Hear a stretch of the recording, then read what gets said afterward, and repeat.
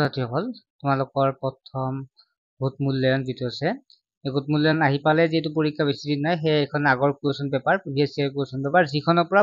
বহুতে কমন তোমালোকৰ পৰিব ঠিক আছে আগে পিছে দেখা পোৱা যায় আগৰ কোৱেশ্চনৰ পৰা বহুতে কমন পৰে সো এইখনৰ পৰা তোমালোকৰ ভালেখিনি কমন পৰিব সেই কাৰণে মই কোৱেশ্চন পেপাৰখন শেয়াৰ কৰিলো আৰু ছাত্ৰ-ছাত্ৰীসকল এখন অসমীয়া কোৱেশ্চন পেপাৰ আৰু লগতে তোমালে এনসাৰখিনি কিমানটা পাইলা তোমালে কমেন্ট সেকশনত জনাবা মই নেক্সট এটা ভিডিওত এনসাৰখিনি দি দিম জাস্ট তোমালোকে এটো ট্ৰাই কৰা যায় কিমানখিনি তোমালোকে পঢ়িলা ইউনিট পৰীক্ষাৰ কাৰণে কিমান প্ৰস্তুতি হৈছা সেই কাৰণে মই শেয়াৰ কৰিম জাস্ট তাৰ পিছত তোমালোকৰ এনসাৰখিনি মই নেক্সট এটা ক্লাছত বা ভিডিওত তোমালোকক দি দিম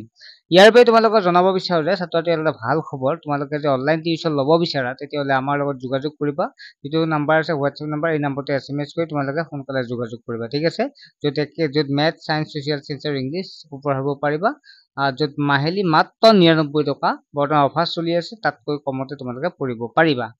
এতিয়া প্ৰশ্নটো আছে প্ৰথম প্ৰশ্নটো আছে তেজেৰে কমলাপতি কবিতাটোৰ 6 খাৰী মুখস্থ লিখা লিখি কবিৰ পৰিচয় পৰিচয় দিয়া য'ত 6 + 2 8 নম্বৰ আছে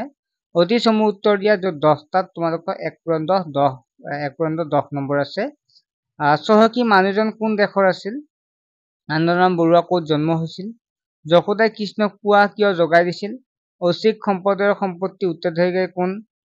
আনন্দৰাম বৰুৱাই কলিকতাৰ কোন কলেজত নামভৰ্তি কৰিছিল বৰগীতসমূহ কি ভাষাত ৰচনা হৈছিল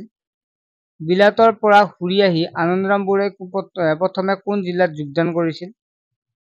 আশিক শব্দৰ অৰ্থ কি ছোৱালীজনীক আন সম্পত্তিৰ লগত আৰু কি দিয়া হৈছিল আনন্দৰাম বৰুৱাৰ মৃত্যু কিমান চনত হৈছিল কালিকা লগা পাট কাপোৰখনে দেউতাকে কি কৈছিল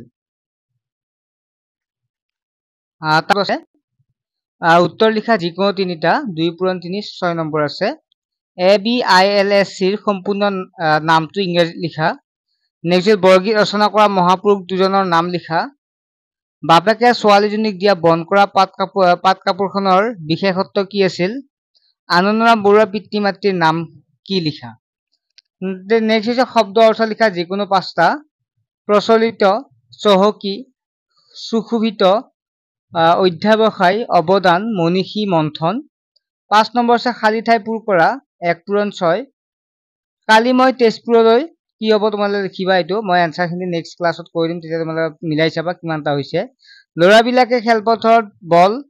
কাইলৈ আমাৰ ঘৰলৈ ৰক্তিম আমাৰ ৰাষ্ট্ৰীয় ফুল কি হ'ব দেশ চৰে ভাৰতৰ ৰাষ্ট্ৰীয় পক্ষী জাকৈ এবিধ